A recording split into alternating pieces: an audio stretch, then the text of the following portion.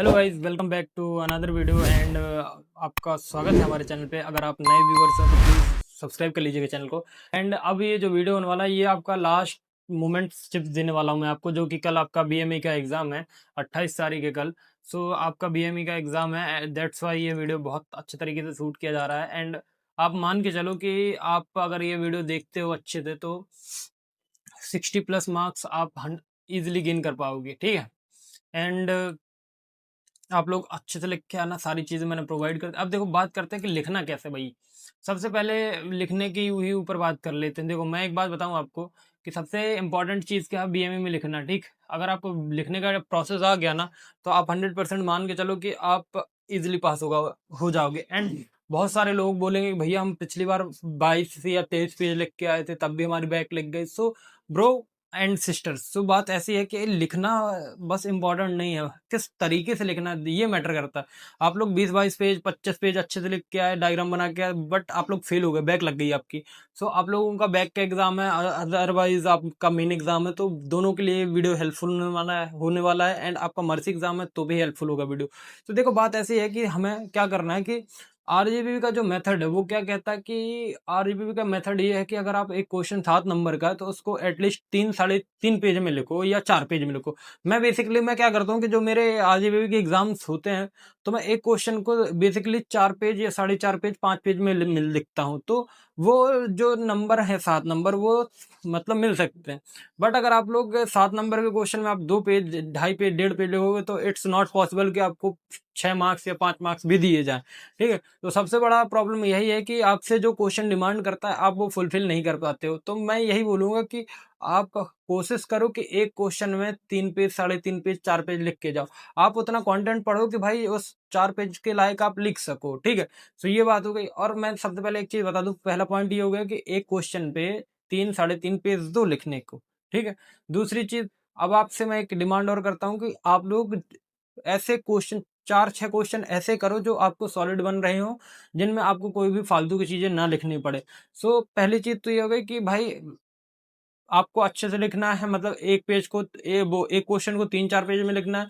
दूसरी चीज, हमें सबसे पहले वो क्वेश्चन अटेम्प्ट करना है, 20-22-23 पेज तक वो क्वेश्चन अटेम्प्ट करने हैं जो हमसे बहुत अच्छे से बन रहे हैं। अब जो क्वेश्चन आपसे अच्छे से नहीं बन रहे उनको लिखो, बट कैसे लिखो, उनको अच्छे से हैंड राइटिंग से लिखो, मतलब डायग्राम बनाओ, डिटेल लिखो, उसकी हेडिंग लिखो, हेडिंग को अंडरलाइन करो, ये सारी चीज करो तो इससे बहुत अच्छा इंप्रेशन पड़ता है। एंड पेपर में राइटिंग का बहुत ध्यान दें, क्योंकि राइटिंग बहुत ज़्यादा मैटर करती है। बिकॉज सारे टीचर ना इसी से गैस कर पाते हैं कि सामने वाले ने लिखा कैसा। अगर आपका वे ऑफ प्रेजेंटेशन अच्छा है तो आपको अच्छे मार्क्स मिलेंगे, ठीक है। एंड तीसरी चीज, सारे जो क्वेश्चन आते हैं ना पेपर में, तो उसमें से आपको 10 करने रहते हैं, मतलब 16 में से आपको 10 करने रहते हैं, 5 into 2।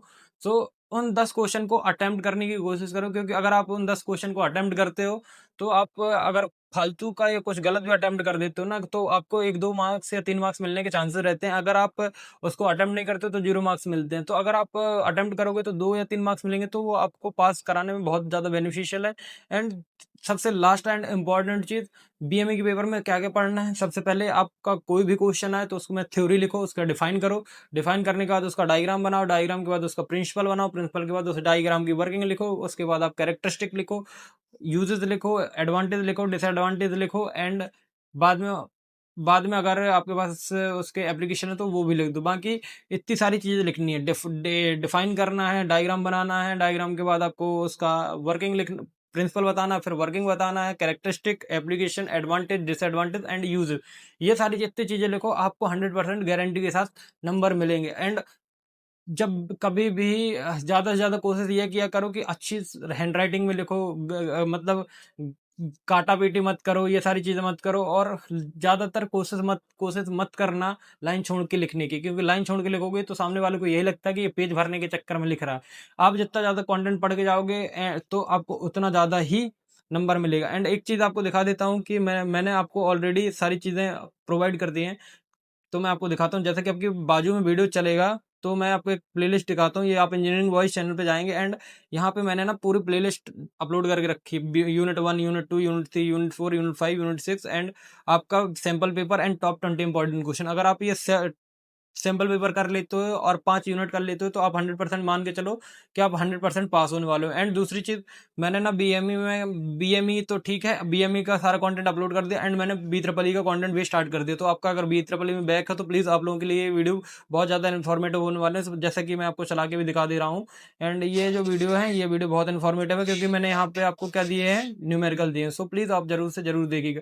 सो आई होप ये वीडियो आपको पसंद आया होगा। सारी टिप्स एंड ट्रिक्स फॉलो करना एंड बीएमई में अच्छे से लिख के आना, 20 से तो ऊपर पेज लिख के आना, क्योंकि थ्योरी सब्जेक्ट है तो कम से कम कोशिश करना कि 30-35 पेज से तो ऊपर ही लिखा हो। तो बाकी ऑल द बेस्ट एंड मिलते हैं आपको बी ट्रिपल ई के एग्जाम में या सिविल के एग्जाम में। So thank